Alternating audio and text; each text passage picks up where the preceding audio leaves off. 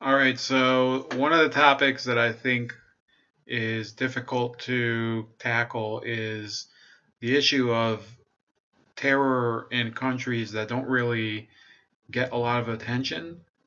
And it's easy to, point fingers as to why. Certain countries where there's very commonplace acts of violence and just, carnage all the time, there is no coverage, at least not here in the U.S. And I think one of the problems is that we're used to certain countries just having a reputation for being free for alls, and where we take it for granted that people are in very dire straits all the time. This is happening actually now. There's the Venezuela situation. I think is horrible. It's awful, and I don't think that I envy anybody who lives over there right now, having to live with the specter of possibly an invasion from either the U.S. or a couple other countries there. But there's Haiti, for example, is apparently going through another meltdown, and Haiti has had a history since its independence of just being this blighted spot in the Caribbean where it doesn't matter who's in power, it just seems to completely have no standard of good governance or really any development. So we're going to talk right now about the Pulwama attack that happened last week. It's 6 days ago in India.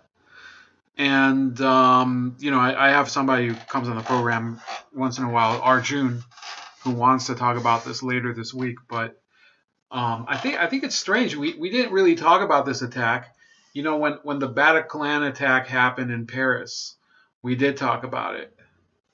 When there were the Manchester bombings in Britain, of course, we had in the U.S. a number of issues. There was the Chattanooga draft office, there was the Orlando nightclub shooting, and then you do see, September 11th. Every country, I think, focuses very well on its own terror attacks. Israel, for example, has a fairly regular pace of terror attacks. By the way, last week, a woman, a girl, a woman of 19 was beheaded over there by a person who had, gone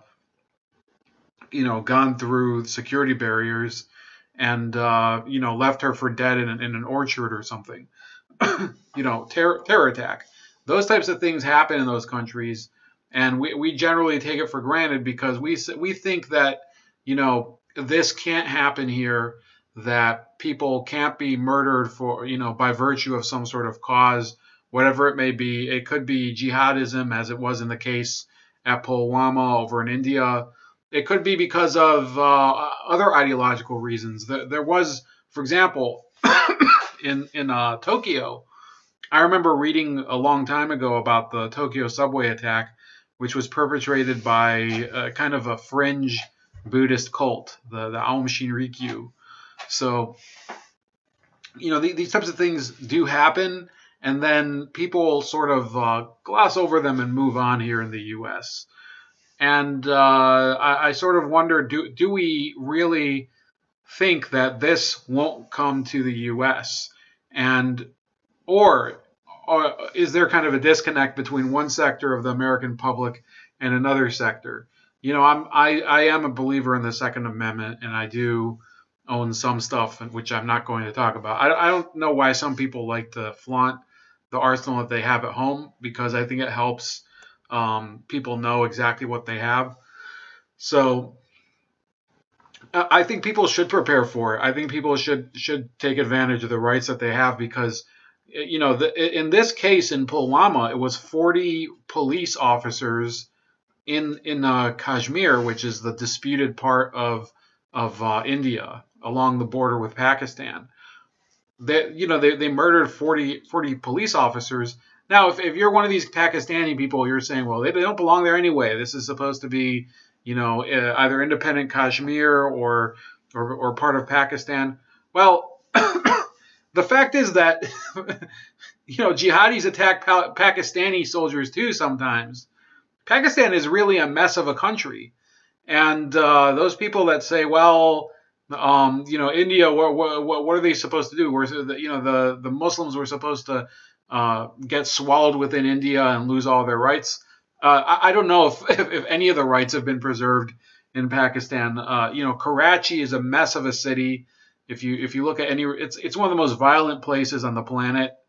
It's not to say that all of Pakistan is just this scar on the earth, but the real question is, what are we supposed to do with a country like Pakistan that occupies half of Kashmir, which was originally part of India, and they're trying to get the rest of it all the time. People never talk about that. They talk about other conflicts around the world, like Chechnya and Israel and Palestine, and what's happening in Kurdistan. Those are important, but people forget that India has a population of over 1 billion.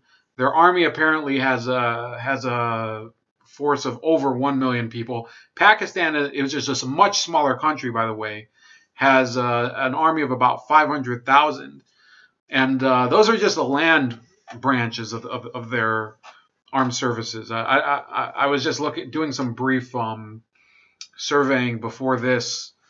So, you know, those are two countries that I believe both of them have bigger populations than the U.S., and they're at each other's throats. I think this week India passed some sort of extraordinary trade tariff on Pakistan in response to Pulwama, and they're constantly on eggshells about this, and the motive for Pakistan, I have no clue, because they're both nuclear countries. So what would they care about reuniting Kashmir under the Pakistani rule if they get nuked? Well, why would they care? This is one of the most ridiculous conflicts I've ever heard of. I guess it might be because that's the nature of what's going on over there. They've never really been at peace. Some of these some of these local areas. Okay. But yeah, when you hear something like this and it doesn't make even a small ripple in the U.S., I think it's a real problem. I think eventually we could see the worst world war that we've ever seen could erupt, not between the U.S. and Russia, as the media always talks about here, but between Pakistan and India. So the other thing is, so it's not just Pakistan and India.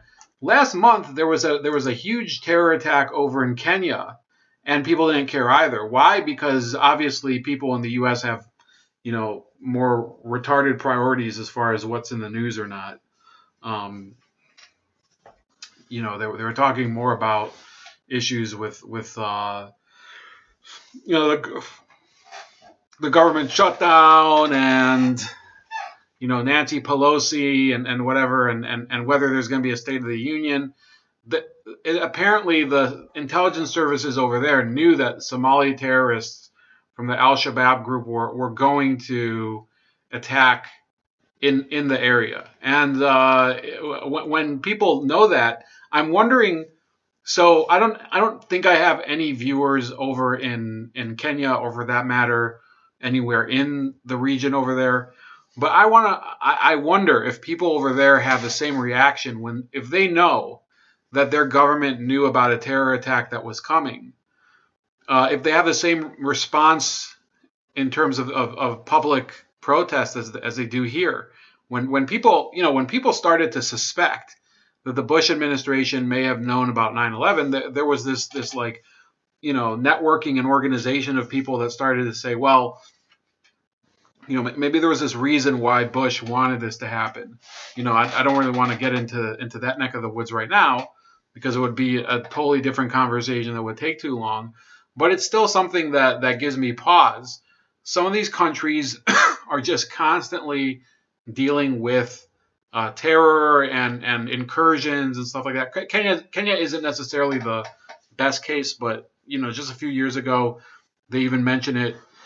There was a truck bomb of 500, killed 500 people in Mogadishu, which is in Somalia itself. But there was also another killing in 2013 that killed 67 people in Kenya. And Kenya is a country. Well, the real question here is, why would they be attacking Kenya? Kenya has never been, it's a very young country. I think it got its independence in 1960. It's never invaded any other country. It's never really been an aggressor in any conflict. It's been kind of, just a very, neutral country on the world stage. And for them to attack Kenya, I think it shows that, citizens around the world, there's a lot of people who live, traditional lifestyles, or they live in cities that haven't necessarily gone through a huge crisis yet, because the city might have not been there for many years. And they get hit by these bombings. I wonder if people start to think, their way of life is really under attack. That all the gains that they've tried to make since independence are at stake when they feel these terrorist attacks going on. Terrorism, I don't think, is necessarily defined by just the motive. It's defined by the victims as well. In some of these countries like Italy, people get killed they used to get killed in the 70s over terror attacks that were apparently staged deliberately in order to just destabilize the country. It wasn't even with the goal of actually accomplishing a real vision of anything.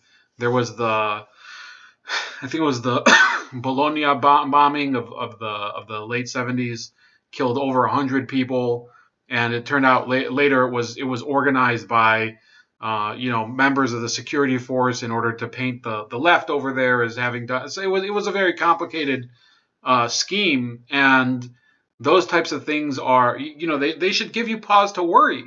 If you live in a country where people use a lot of public transportation, and the government over there has this idea, well, we can use this crisis in order to gain more control.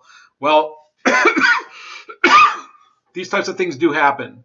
In Pakistan and India, this type of thing does happen. And here, people are not writing off the theory that could be that some of these attacks that do get through in the U.S. are allowed to get through for the express purpose of the security agencies letting us know that we need them. Okay? So I think you should be armed. I think you should kind of look out for the possibility that you could be caught in one of these situations. It's not a good way to feel good about the world, but I don't think the people that went to the mall that day in Kenya were really worrying about that. They were worrying about going and in this case it was a hotel, but they were worried about their stay. They were worried about what their next meal was going to be. They were worried about maybe a business meeting that they were going to, and then it was over because somebody had something else in mind. And we in the West don't really report that. I think we in the West don't see that these countries are being just driven into the ground by this type of violence. So yeah, that's it. I don't think I have any definitive message going forward with this. I just, we're going to talk about Pulwama probably sometime this week on Adrian's channel, I think. Just my stupid opinion. So that's about it. Please like the video, subscribe to the channel, share the video. Also subscribe to me on BitChute and CocoScope. And rest in peace to all the people over in Pulwama, in Kashmir and in Kenya. We don't really pay attention. Have a good night.